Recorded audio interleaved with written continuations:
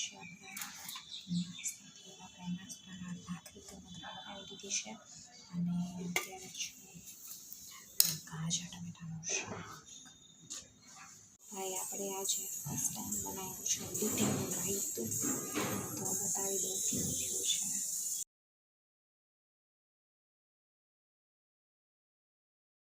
આ છે દૂધીનું રાયતું, એમાં મેં છે ને વઘાર કરી નાખ્યો છે. એમાં દૂધી છે, આપણા રાઈના કુરિયા છે, પછી આદુ છે, મરચું છે, મરચું એટલે લીલું મરચું અને મીઠું. આવતી સાથે તમને ખાંડ ભાવતી હોય તમે ખાંડ નાખી શકો, પણ અહીંયા અમારે ખાટું ભાવે છે તો મેં એવી રીતનું કર્યું છે. અને આપણે અહીંયા જો પેટી સુધારાઈ ગઈ છે. આમાં આપણે છે ગાજર ટમેટાનું શાક. તો ચાલો હવે ખાલી આપણે બાકી છે. ના જો મરચું મારે રહી ગયું છે, કોને ભાવે છે મરચું? હૈયાટ મરચાં. પાછા મારા સસરા લેવા છે ટેટી, અને આમાં છે વરિયાળી, પછી બાકસનું બંડલ અને અજમો. અને આપણે બનાવીશું ગરમ મસાલો. ફ્રેન્ડ્સ, તો ફાઇનલી આપણે લંચ કરવા બેસી ગયા છીએ અને આપણી સરસ મજાની થાળી સજીને આવી ગઈ છે. તો આજનું મેનુ ઘણું બધું છે, તમને બી જોવામાં મજા આવશે અને અમને ખાવામાં મજા આવશે. તો ચાલો અમારી સાથે સ્વાદ લેવા માટે.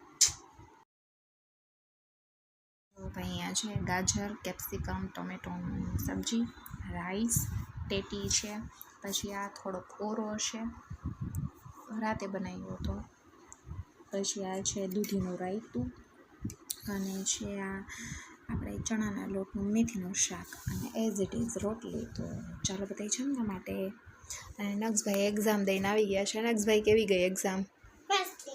મસ્તની. અને આજે નક્ષભાઈના સ્કૂલમાં ફોટો સેશન કરતા નાનું ઢીંગું.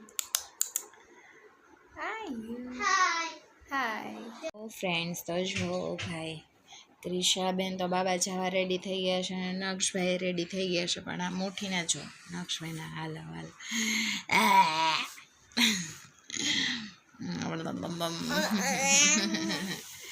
જો ભાઈ.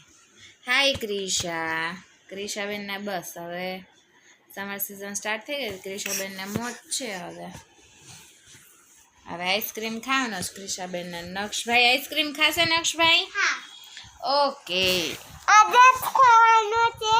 આજે જ ખાવો જોશે? હા. હમણાં નહીં, હવે શરદી છે. શરદી થોડીક ઓછી થઈ જાય ને પછી. જો નક્ષ આવ્યો ને એટલે ક્રિશાને તરત આવવું પડે. કા ક્રિશુ? હા, બેસી ગયા ક્રિશાબેન.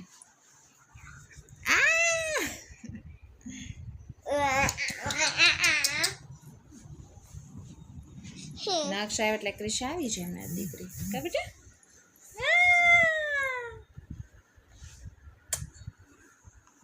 હાય કર દે, હાય.